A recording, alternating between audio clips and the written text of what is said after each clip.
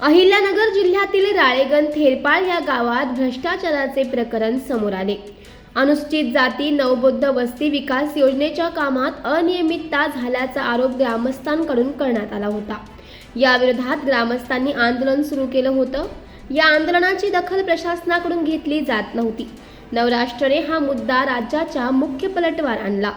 खासदार निलेश लंके यांनी देखील या आंदोलनाची दखल घेतली। यानंतर प्रशासनाने आंदोलकांना लेखी आश्वासन दिलं आहे।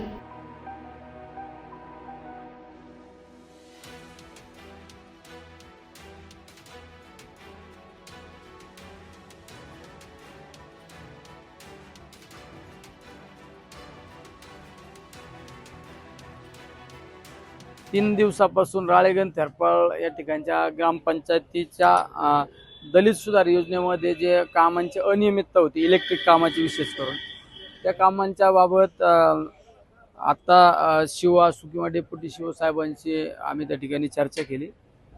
त्यामध्ये आता जिल्हा परिषदेने आम्हाला एक पत्र दिले की 7 दिवसाच्या आत जे त्या प्रक्रियेमध्ये दोषी असतील, सहभागी असतील, त्यांच्यावर शिस्तभंगाची कारवाई केली जाईल अशा पद्धतीचं त्यांनी पत्र त्या ठिकाणी दिलेलं आहे। त्यामुळे ते पत्र सगळ्यात महत्त्वाचं अपेक्षित होतं।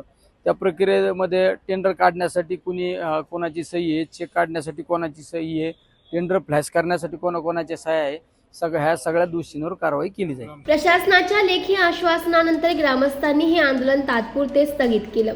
प्रशासनाने दिलेले आश्वासन न पाळल्यास याहून तीव्र आंदोलन करण्याचा इशारा आंदोलकांनी दिलाय। आता या अनुसूचित जाती व नवबौद्ध विकास घटकांतर्गत जो राळेगण थेरपाळमध्ये अपार झाला होता, त्या अपारासंदर्भात आम्ही 3 दिवसापासून या ठिकाणी उपोषण करत होतो। आता या उपोषणामध्ये अहिल्यानगर दक्षिणचे खासदार सन्माननीय डॉक्टर निलेश लंके साहेब यांनी साहेबांशी चर्चा करून मध्यस्थी करून याच्यावरती तोडगा काढलेला आहे आणि 7 दिवसाच्या आत यामध्ये असणारे सर्वच दोषी पार ग्रामपंचायत लेवलपासून तर ZDP पर्यंत जेवढे दोषी आढळतील त्यांच्यावरती कारवाई करण्याचे आश्वासन या ठिकाणी मला लेखी स्वरूपात उपमुख्य कार्यकारी अधिकारी यांनी दिलेलं आहे। या कारवाईवरती समजा दिलेल्या पत्रावरती जर का रीतसर कारवाई नाही झाली 7 दिवसाच्या तर आम्ही या पुढची दिशा वेगळी असेल आणि ती नक्कीच तीव्र स्वरूपाची असेल या ठिकाणी मी सांगू इच्छितो।